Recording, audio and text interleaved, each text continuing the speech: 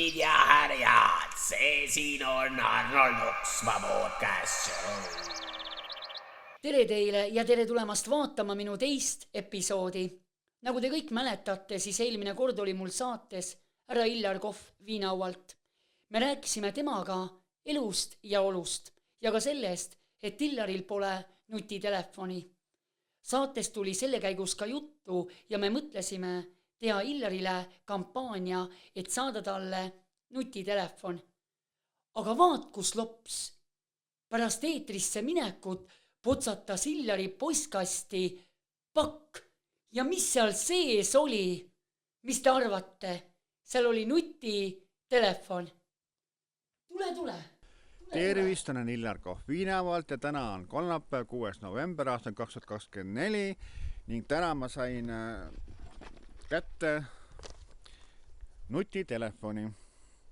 Ja mis tore lugu see nutitelefoniga veel on, see on Liverpoolis saadetud Laine Männiku poolt, ehk siis baroness Marie-Louisa Eiseri poolt ja see on seotud Arnold Oksma podcast show'ga. Kuna Arnold Oksma küsis mu käest sellise küsimuse, et kas ta tea, millega ma nagu neid igasuguse asju teen, sõnaga filmin ja teen. Ma ütlesin, et mul on tavaline telefon ja siis ütles, et oi, et siis võiks ju teha üleskutset, et nutitelefon kinkida, eks ole. Ja seda saadet vaatas ka Laine Männik ehk baroness Marie-Louisa Eiser. Ja näed, ta võttis kätte ja tegigi mulle kingituse, saatis mulle nutitelefoni, nii et näitan teile veel korra, et see on siis nii-öelda Arnold Oksma podcast show kaudu saadud nutitelefon. Nii et veel kord suured tänud saatmise eest Marie-Louisa Eiserile ja Arnold Oksmale ka kõike head, nii et teega oma podcast show'd kenasti ja ole sa tubli. Nii ütlen mina, Illar Kohv Viinaualt. Aga nüüd on meie teiseks saatekülaliseks Juhan Rodrik. Head vaatamist ja siin see ongi. Tere Juhan ja tere tulemast minu podcasti teise episoodi. Tere Arnold. Kuidas sul eluke veereb? Kuule tegusalt. Tegusid on igas päevas.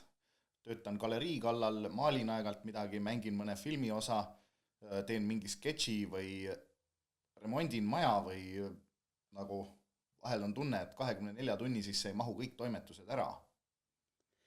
Sa oled mees nagu orkester, kel on 9 ametit nagu hunt kriimsilmal. Ma ei hakkagi sul küsima, kuidas sa seda kõike jaksad.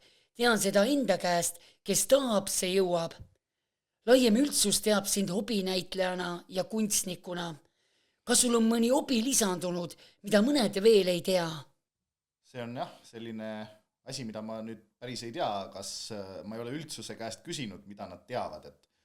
Et enamus hobisid, mis mul on olnud pikki aastaid. Et ma tegelen vaheldumisi samade asjadega, nagu noa ja kirvevise, mida ma olen teinud 20 aastat umbes, siis lukusport, mida ma olen teinud peale kunsti ka mingisugune, ma ei tea, mitu aastat. No, ma olin väga väike, kui ma selle enda jaoks avastasin Bondi filmi või midagi sellist vaadates.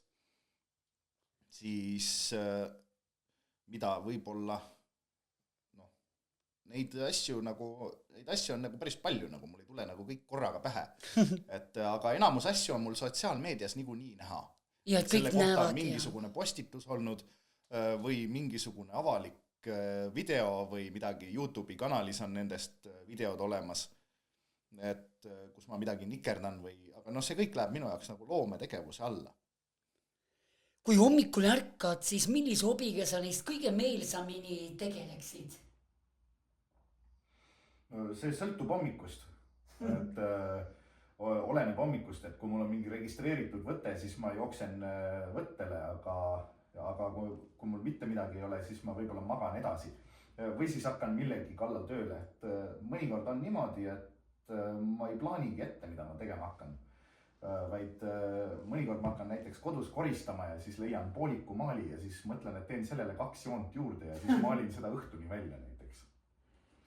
Mis on su esimene hobi, kas sa mäletad? kas see tõesti oli maalimine? Esimene hobi võis rohkem olla joonistamise poole, et võis maalimine ka olla nüüd, ma ei ole päris kindel, kumb enne tuli. Et kui ma väike olin, siis ma joonistasin mingisuguseid sikerdisi, koolis joonistasin õpikusse piltidele midagi juurde ja tõenäoliselt mitte eriti viisakaid asju või siis mingeid omast arust naljakaid. Mõned on võib-olla tegelikult tänase päevani naljakad, aga osa olid lihtsalt sellised teismelise või varateismelise Einsteini mingi looming, mis on nagu selline, et ei kannata kriitikat. Olen kuulnud, et naised saunas olevat rääkinud, et ideaalne on see, kui oled oma hobist teinud elukutse, et millega leiva lauale tuua, et kelleks sa väiksena tahtsid tegelikult saada?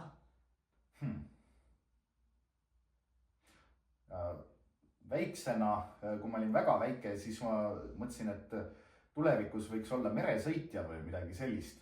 Et siis ma mõtlesin mingi erinevate meretööde ja asjade peale, aga see mingil määral see on ka nagu täitunud, et teatud määral ma tegelen väikelaevandusega aeg-ajalt. Vau, nii et sul on päris palju hobisid, millega sa tegeled. Jaa, et mul on väikelaeva juhi luba näiteks olemas.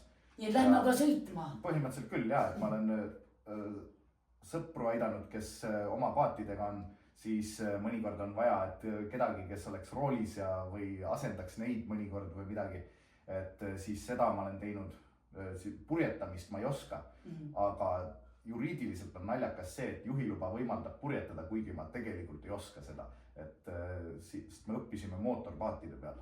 See on umbes sama nagu mina ei oska tegelikult jalgrattaga sõita. Ma peal püsin küll, aga stoppi ma ei oska panna. Ei no stopp tuleb alati, no. Kui mõni sein või prügikast või asi ette jääb, siis saab kindlasti stopi, et see on ainult aja küsimus, aga soovitud stopp, no see nõuab natuke harjutamist. Siis tuleb 2 käega vajutada natuke nagu. Aga mitte liiga järsult, muidu käid üle lenksu, kui esipiduri põhja vajutada. Ja pidurit peab vist ka panema, ma arvan. Jah. Kas oled teinud mõnda tööd, mis sinu jaoks on ebahuvitav, et ennast ära elatada? Oi, ära küsi, sa ei taha teada. Ei, olen küll teinud, et ma olen isegi koristajana töötanud ja siis ma olen tootmises töötanud. Et mingi periood ma töötasin elektrimootorite tehases, mingi tootmistööd, et see oli nii ebahuvitav, et anna olla, no. Nii et elektrik külas käis, ta oli maani täis, ta meie juures juhtmeda ja sassi. Ja, et elektrikul on juhe koos. No, mul on ka tihti juhe koos. Ja. Et aga jah, siukseid igavaid töid on nagu üksjagu olnud, et nagu enamus sellised tööd on nagu, minu jaoks on nagu väga igavad, et ma eelistan sellist tööd pigem nagu näitlemine on, kus iga tööpäev on täiesti erinev eelmisest, et 2 ühesugust ja loominguline. Ja mitte teatris, vaid filmi asjade juures. Et teatri vastu mul on suhteliselt 0 huvi. Välja arvatud siis enda teater, mida me teeme tegelikult videosse, et meil teatris publikut ei ole, aga publik on kaamera taga, ehk siis ekraanide juures. Et me teeme etendused, need on nagu improviseeritud või osaliselt improviseeritud. Siis need tulevad, need ma töötlen ära ja siis panen internetti üles, et siis saab vaadata. Muidu teatri puhul ongi mul nagu see on nagu selline vastunäidustus, miks mulle teatris mitte midagi teha ei meeldi. On see, et mitte midagi ei salvestata. Et kogu pingutus läheb kaduma. See on otse laivis, aga ei jää midagi nagu ekraanile või linti ei võeta. Just täpselt. Sul on kordumatu ja eripärane kunsti käekiri. Kuidas sul ideed sünnivad? Kas sul on keegi muusa või kus kohas oma inspiratsiooni ammutad? Jaa, see mõnikord mõned kunstiteosed natuke korduvad ka, aga osa loomingulist inspiratsiooni valmibki niimoodi, et ta tuleb töö käigus, et ma hakkan midagi tegema, võtan mingi pooliku asja ja siis mõtlen, et teen sellele 2 joont juurde ja siis tulebki mingisugune idee sellest, siis ma töötan sellega, ma ei tea, mitu päeva pärast. aga mõnikord on, et ma mõtlen mingi asja valmis ja siis joonistan selle, et näen ette seda, mis asju ma nagu tegema hakkan enam-vähem. No tegelikult ma näen kogu aeg ette, mida ma enam-vähem tegema hakkan. Ja sul on seda loovannet nii palju, et sa tead juba umbes, kui midagi teeb paar kriipsu, mis sealt edasi võib sündida või su oma kunsti käekirja all. Umbes, ma tean enam-vähem umbes ette, aga mõnikord see poole töö pealt muutub, et siis ma teen hoopis midagi teistsugust. Väga hästi. Öeldakse, et õpilane on oma õpetaja nägu, et kes on sinu suuremad eeskujud? Õpetajad. Õpetajad? Koolist või? Jah. Ma ei tea, kooliõpetajad küll nagu mingil määral eeskujud ei ole, et mul nagu ühte konkreetset eeskuju ei olegi, et mul on hästi palju erinevaid eeskujusid või erinevaid meeldivaid loometegelasi, kelle loomingut ma nagu jälgin. Ja, no, aga mul ei ole kunagi mitte üheski asjas ühtegi lemmikut. Mul ei ole lemmikmuusikat, mul ei ole lemmikvärvi, mul ei ole lemmiksööki, mul ei ole lemmikfilmi, lemmiknäitlejat. Vot seda on huvitav kuulda. Lemmik mitte kedagi. Mulle meeldib paljudelt natuke, aga ma ei ole fänn mitte ühelegi. Vau, vot see on huvitav. Seepärast ma ei lähe ka ühelegi kontserdile tavaliselt, kuna mulle meeldib esinejalt 1 või 2 lugu ja neid ei pruugita kontserdil esitadagi. Ja siis ülejäänud asja juures ma lihtsalt igavleks surnuks. Seda ma usun. Nüüd läheme Reality saadete maailma. Esimene Reality saade Eestis oli 2000-ndate alguses ja see oli Robinsonid, et kas sa seda mäletad? Robinsonid? Ei mäleta sellist saadet või ma ei tea sellist saadet. Võib-olla ma olen mõnda klippi või asja näinud, aga mul midagi sellega pähe küll ei löö. No pole hullu, sest sa olid siis ka veel väga noor. See oli pea 15 aastat tagasi. Milline on sinu esimene reality show, mida sa mäletad, mida Eestis hakati tegema või mis sinu aiu jõudis, et näed, vau, see on tõsielu seriaal, mis sulle nagu meenub sellega? Esimesed nagu sellised reality saated, mida ma mäletan, olidki, ma ei mäleta, millal nad täpselt olid, võib-olla 2004 või 5 või midagi sellist, oli saade Paar, mis oli mitu aastat, kus inimesed vistitis, võib-olla olid suvalised inimesed, kes pidid Paari töötajad olema. Just, väga õige. See oli aastal 2005 oli Paar. No, midagi sellist, siis mul õigesti meeles. Ja see Paari tunnusmeloodia oli väga suur hit ka, nii et sa oled kursis täiesti Eesti tõsielu seriaalidega ja nendega, et neid hakati siis tootma järjest, kuna näete, et inimestele huvitab see. Paar oli hoopis 2004 ja minagi eksin. Ja see oli mitmel aastal, see oli mitu aastat. Mingi aeg juhatas isegi Peeter Võsa vist seda. Nii oligi vist ekraani taga või niimoodi ja näitas seal neid asju ette.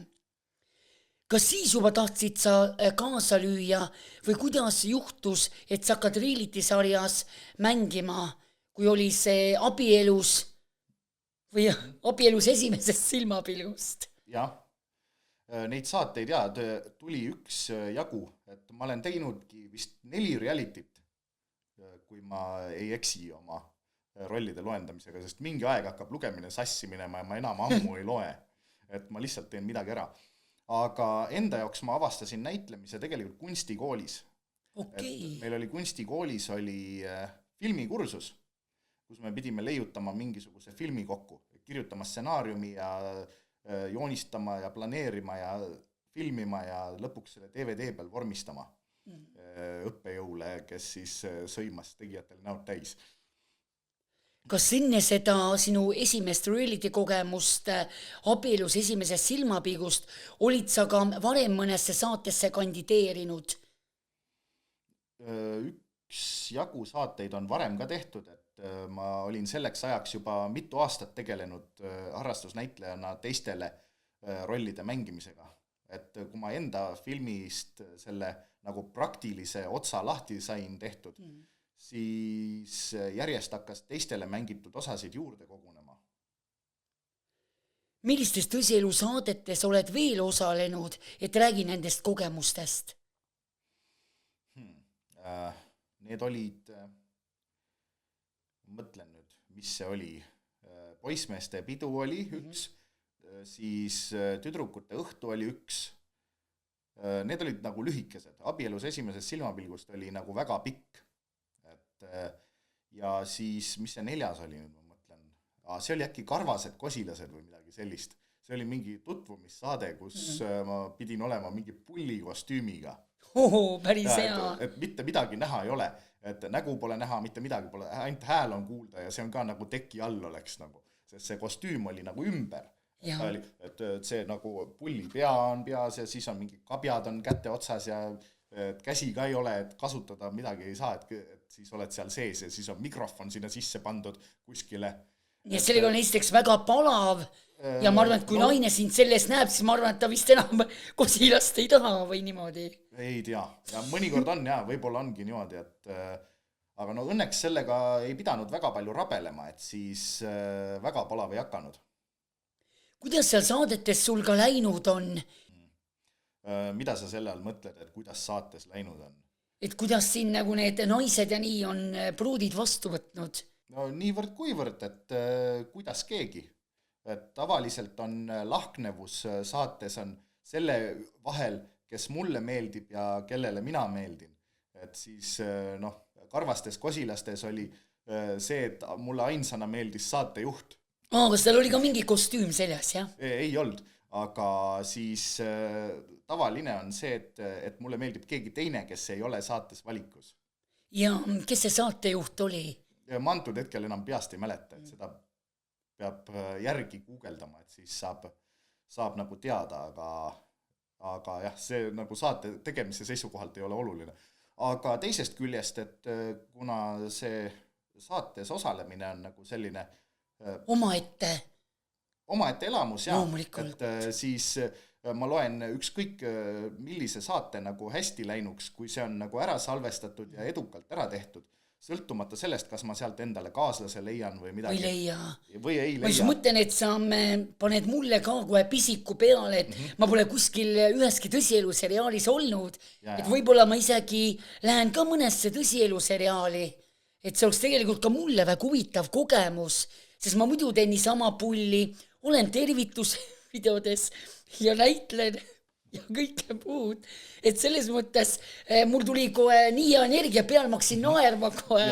Nii et ma pean kirjutama neile või otsima, järsku otsitakse mingit laulvat meelelautat kuskil tõsieluseriaali, kus selle gitarriga või nii minna mängima. Seda peab vaatama, näiteks TV3, kui teeb, siis TV3 leheküljel on olemas need kuhu saates osalejaid otsitakse, et neid ei pruugita kohe kuulutada näitlemisgruppides välja, et muidu on seal grupis pean surema, muidu saan veel näidelda, tähendab vastupidi, pean saama näidelda, muidu suren. Nii et tõesti selline grupp on olemas. Ja siis teine grupp on pakun ennast näitlema, kus kuulutatakse igasugused rolle välja, et mõnikord jõuavad reality ja asjad pakkumised ka sinna, aga tavaliselt nad esimesena ilmuvad kusagil kanali või siis tootja lehel.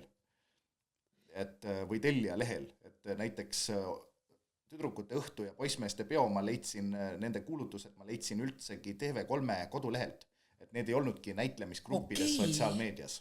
Hiljem olid.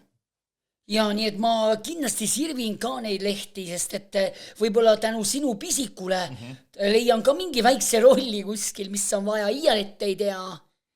Need kõik on võimalik elus, kui väga tahta. Jah. Sulle sobibki väike roll, sa oled ise ka päris väike. Seda küll. Meeter 67. Ja no tegelikult sa oled päris suur ka, et sa saad suurema rolliga ka hakkama. Kuigi sa oled füüsiliselt väike, aga sa oled oma võimetelt suur. Kuna sa oled ise paljudes tõsieluseriaalides osalenud, kas on tulnud tahtmist ideed ka ise luua oma tõsieluseriaal? Ei tea, nagu mingisugune idee nagu on olnud, et oma tõsieluseriaali teha, aga see nagu ei ole väga olnud selline teema, mis oleks nagu formeerinud nagu tegudeks ka. Et siin ma mõtlesin vahepeal, et teha mingit remondisaadet enda juures või siis teha ise mingi tutvumissaade, et need 2 ideed on nagu olnud. Okei, sellest räägime pärast kaadri taga, sest muidu mõni pätsab selle idee veel ära. Ega mul kahju ei ole. ega kõik ideed liiguvad, ega ma sellele ideele ei pretendeeri, et mul oleks mingi ainuõigus mingit asja teostada, et kui keegi oskab seda teha, siis palun väga, et ma võin hea meelega osaleda ka, et mul ei ole kahju, kui keegi mingi idee ära pätsab. Tegeled ka hobinäitlemisega, kuidas sa selleni jõudsid? Kas noorena käisid ka näitlemisringis? Või läksidki Facebook ja liitusid grupiga, pean saama näidelda, muidu suren? No just täpselt. Väiksena ma ei ole tegelikult näitlemisega üldse tegelenud. Et näiteringis ma ei ole käinud. Hiljem, kui ma olin juba mitu aastat filmides osasi mänginud, siis ma alles sattusin esimest korda mingisugusesse näitlemisringilaadsesse asja. See oli teatri impro, mis oli nagu minu jaoks nagu suht kohutavalt igav asi, mida teha, siis ma ütlesin selle ülesse, et päris hea. Ütlesin üles, et mul pole seda vaja, nii et... Ja, et see on nagu, jah. Ega mina ka igavaid asju tegelikult ei võtaks, sest ma mäletan, mul tuli just tervitusvideos üks tekst, et kuna üks tsellist, tõenäoliselt mingi akordioniga, kellel on 3 poega, tahab tervitusvideot saada, et ma teeksin impro, ma praegu mõtlen oma peast, et impro ma tean küll, mis on, võib-olla ma pean ka mingi tsello käevängu võtma, hakkama käänama, väänama seda.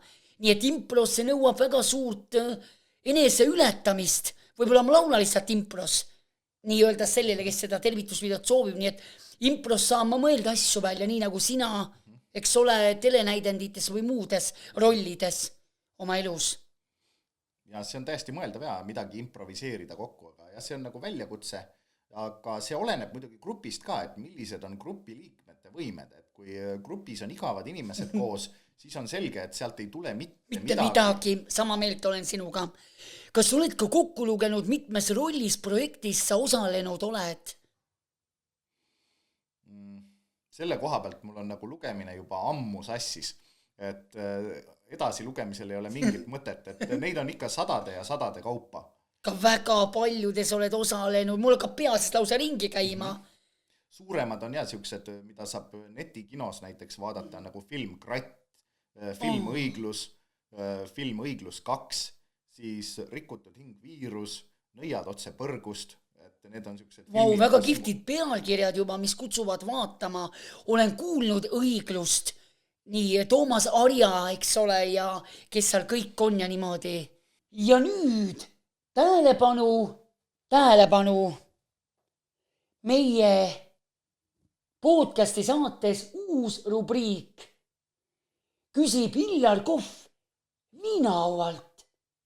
Milline on olnud siiani kõige huvitavam filmiroll, mis sul on olnud ja kas sul on ka mõni unistuste roll, mida sa sooviksid mängida? No, suur osa rolle on mingil määral huvitavad vähesel või suuremal määral, no taustaroll on väga igav, kus mingisugust loomingulist potentsiaali ei ole. Aga kui ma olen nagu peaosas või siis kõrvalosas, siis on seal juba seda loomingulist potentsiaali, mida annab rakendada oluliselt rohkem. Et unistus ongi teha rohkem nagu siukseid suuremaid rolle, mis ongi peaosa või siis äärmisel juhul nagu kõrvalosa, et need võiksid olla sellistes suuremates filmides. Osalesid ka episoodis Nädal Brigittega, mis valemiga sinna episoodi said, ei tundunud väga juuslik kaader vist olevat. Et Brigitte on meil ju ikkagi nüüdseks juba päris lendu tõusnud. Ei tea, ei oska öelda. Aga ei, see oli täiesti juhuslik. Ma töllerdasin tänaval ringi, ei teadnud üldse mida teha ja siis sattusin sinna saatesse. Sikerdasin kähku mingi pildi valmis ja... Väga vinge, nii et ka tänavalt võib otse sattuda suurde ekraanile. No päris niimoodi ka ei olnud, et see oli natuke ikkagi ette ka planeeritud, et ma valmistasin selle töö kodus ette, et see on nagu ebareaalne, et ma joonistan kellegi koha peal valmis.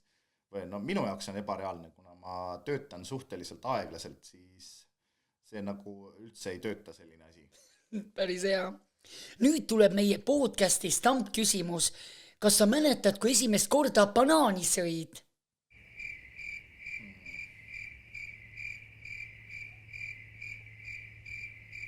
Seda ma ei oska öelda, isegi ei mäleta. ei ole midagi sellist meeles. Selge, igal juhul olid siis banaanid ja apelsin ja kõik muu, aga ega ei saagi kõike mäletada, sellest on ikka ju nõukogude ajal olid need ja defitsiidid, mõnel pole olnudki neid. Aga nüüd, sa oled isikuteemalise näituse avanud toonase Vanilla Ninja tüdrukute bändi liikmele Katrin Siskale. Need maalid on suurepärased, sest mina, kui käisin sul külas, siis mina nägin ja ma ahetasin ja ohetasin. Kas ka Katrini kodus on sinu tehtud maal? Peaks olema küll, jaa, tal mingi portreedest on olemas valik, et seal peaks olema, jah.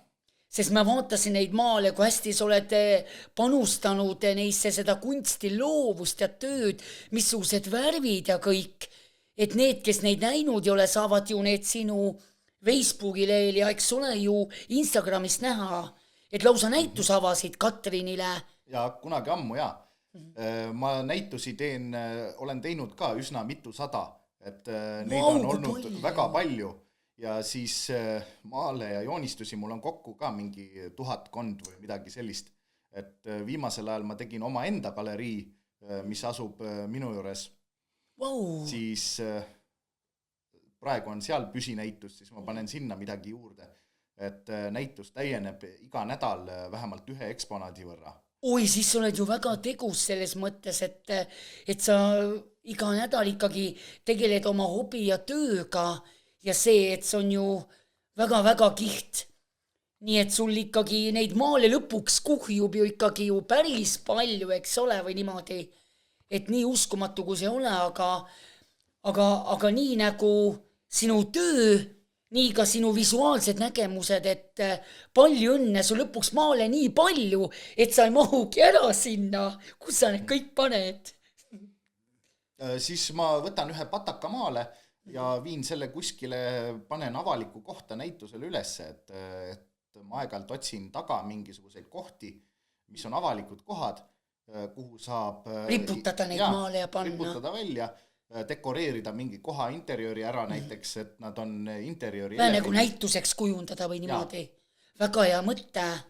Nii nagu seal galeriiski, nagu me rääkisime kaadrist väljapool, et sa oled avanud selle, et inimesed käivad vaatamas seda sinu kunsti ja loovtööd ja saavad ka ju tegeleda, eks ole, kirve ja mis vise seal oligi veel? Noavise. Wow, nii et... Mul on ainukene kunstigalerii, kus on kirve ja noavise ka eksponaadina üleval. Esimest kord elus, kus on nagu selline, olen kuulnud, et on veel ka kõrvaltegevus, see hoiabki seda külastajat tegelikult ju koha peal ja saab ka nagu teistmoodi ennast rakendada. Nii ma tulen ka sinu kunstigaleriisse või see oli vist mingi Ärja galerii oli nimi, jah? Või kuidas see, mis nimi seal oli? Ei olnud, Värviviikingi galerii. Väga õige, Värviviikingi galerii, nii et jätke meelde, Juhanil on Värviviikingi galerii ja Juhan Rodrik Facebooki kontol saate täpsemalt teada, kus kohas see asub, nii et minge kindlasti vaatama seda, eks ole ju. Just täpselt, Facebooki leht on ka sellel, aga Facebooki leht on The Paint Viking Gallery. Okei, me pärast lisame selle sinna. Ja, aga Värviviikingi galerii on sama tähenduslik lihtsalt, et ta on mul kakskeelne. See nimi, kui ma lugesin see Värviviiking, kus sa leidsid selle idee? See kõlab väga uhkelt, see Värviviiking, et sa vist ise oledki meil ka üks viiking. Sama nagu niimoodi õieti aru, on ju? Et sa oled ka nagu pikka kasvu ja vähe nagu söötud mere või nii öelda selle paadindusega viiking või nii, eks ole? Mingis mõttes, jah. Jaa, et hästi oled ühendanud oma jõud ja loovuse oma galeriiga. Tegelikult on see Värviviiking on seina maalitud tegelane, et mul on galerii eksterjööris ehk siis õues ja uste peal on maalitud tegelased, et mis on viikingitest inspireeritud küll mitte ajalooliselt korrektsetest viikingitest, vaid rohkem nagu kirjandusliku kuvandi viikingitest, kes on filmides oma ja multikates oma nende sarvemütside ja asjadega. Ja ma täiesti olen näinud ja kuulnud neist. Need on väga huvitavad. Ja ma kasutangi neid, et kuna nad on meelelahutuslikud, et siis ma lisangi galeriile rohkem juurde sellist meelelahutuslikku asja, et hariduse jaoks sinna tulla pole vaja, et see on nagu meelelahutuskoht. Väga õige ja ma olengi nii aru saanud, ei ole ilus teisi inimese rahakotti pugeda, aga kas saad avaldada ka mõne summa, mis on sinu teosest välja käidud? No, erinevatel teoste hinnad sõltuvad nende mõõtudest, et iga teose hinda ma arvutangi nende mõõtude järgi, et pikkus sentimeetrites korda kõrgus sentimeetrites korda 1 ruutsentimeetri. See on väga leidlik. Jaa, väga hästi tehtud. Väga täpne valem, et mingisugust umbes hindamist ei ole. Ei ole. Kui keegi küsib seda, et palju see umbes maksab, ma ei oska öelda. Ma pean mõõdulindi ja kalkulaatoriga arvutama. Väga hästi. Sa näitlesid kunagi filmis Õiglus. See on minu jaoks tuntuim hobinäitlejate film, milles sa osalesid. Räägi sellest kogemuses, kui pikad võttepäevad sul olid. Õiglus, see kõige esimene osa sa mõtled. Ja 2019 aastal me seda tegime, et seal oli nagu erineva pikkusega päevasid, et need olid, ma ise tegin seal kõrvalosa, nii et minul oli oluliselt väiksem roll kui teistel.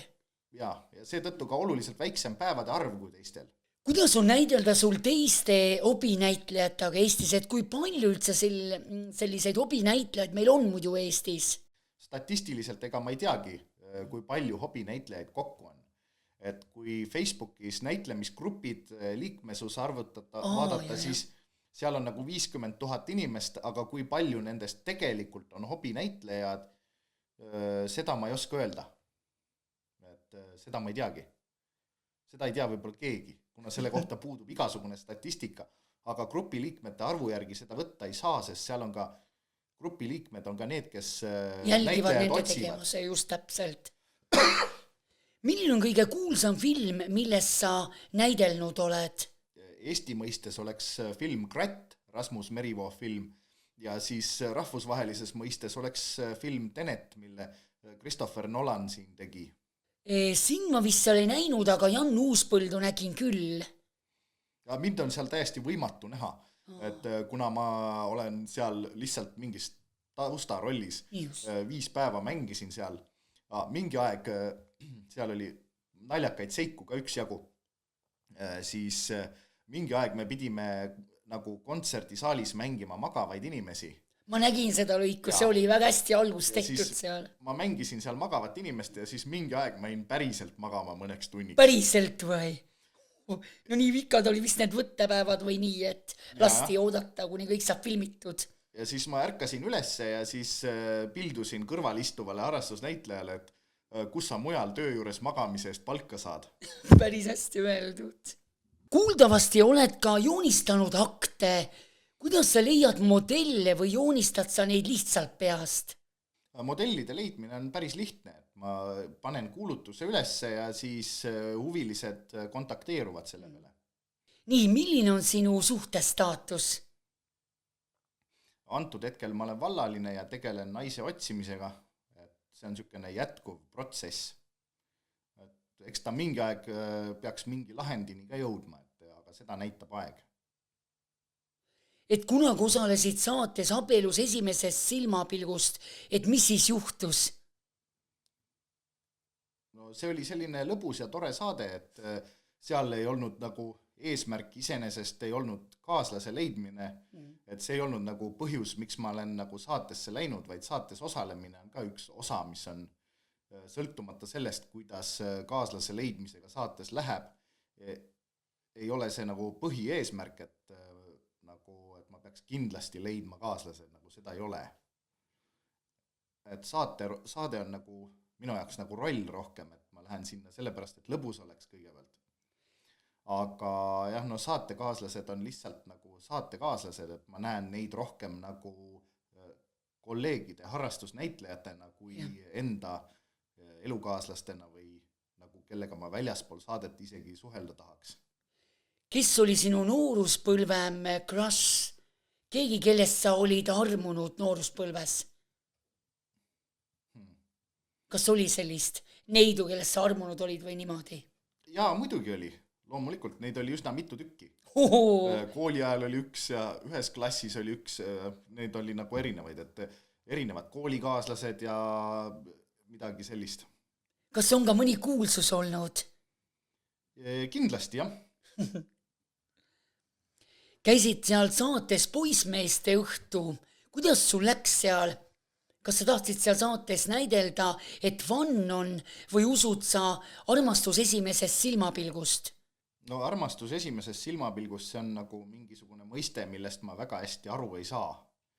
Et isiklikult ma pigem nagu lähtun sellest, et ma tutvun inimesega ja esialgu oleme nagu sõbrad ja siis tutvume selle alusel, et õpime üksteist tundma, nagu peame mingeid sügavaid vestlusi ja nagu vaatab, kuidas me nagu üldse nagu kokku sobime.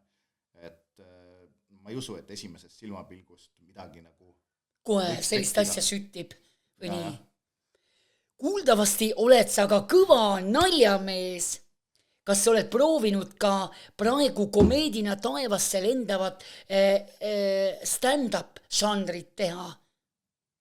Ei no kõva naljamees olen ma ainult siis, kui ma 2 Viagrat ära söön. Aga stand-upi ma olen natukene teinud.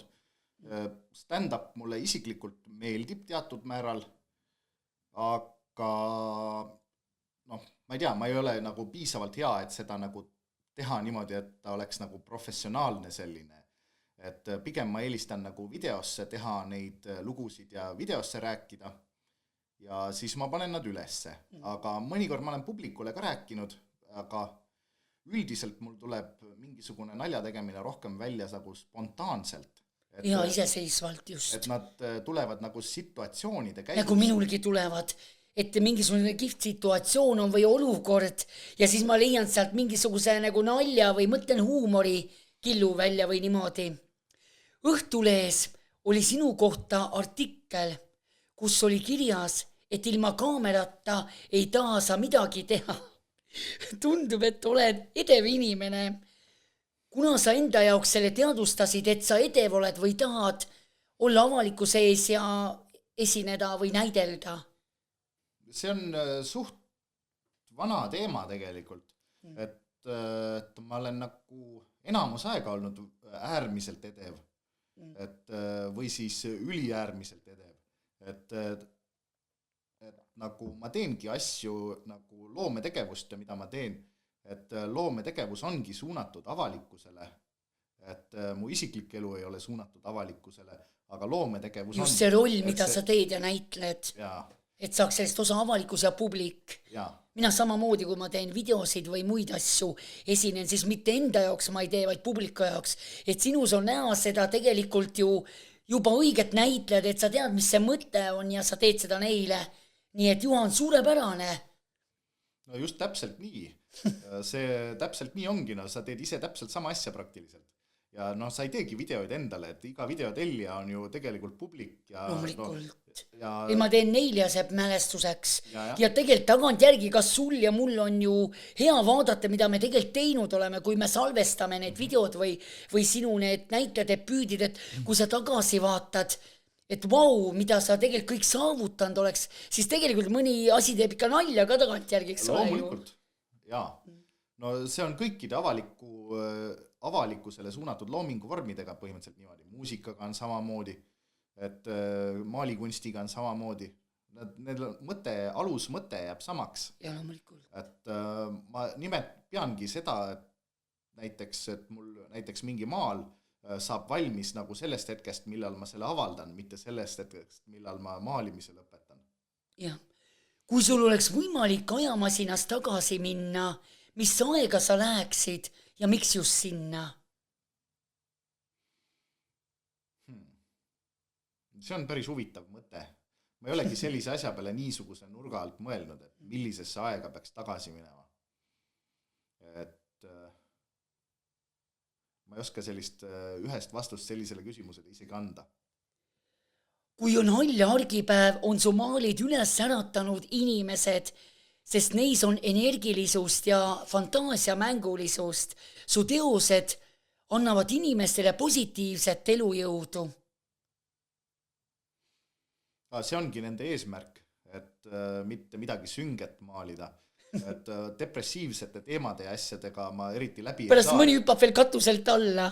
et jah, mul on nagu allergia nende vastu, et ma teengi midagi sellist positiivset ja midagi energeetilist või energilist või kirgast või midagi sellist, mis ei ole nagu mingisugune hall lötserdis, vaid et on mingisugune reaalne mingi asi, mis võiks kedagi lõbustada ka, et maalimisele ma lähenen ka mingisuguse nagu koomiku mõtlemisega, et lisan et huvitavam oleks see, kes selle saab või kellele sa kingid või näitus avad, et ta näeb sealt nagu uut tulevikku või helget poolt, et ei ole mingisugune hall taevas ja nii, et need, kes neid sinu maale on näinud, ongi öelnud just, et neis on seda elu, et sa oled väga loov, nii et mida öelda, nii kaua kui sa veel maalid ja teed, siis inimesed tänu sinu maalidele tegelikult ju elavad edasi, sa annad neile selle elu mõtte, nii et tegelikult on see super, et inimesed on rääkinud niimoodi, et see kõik on nagu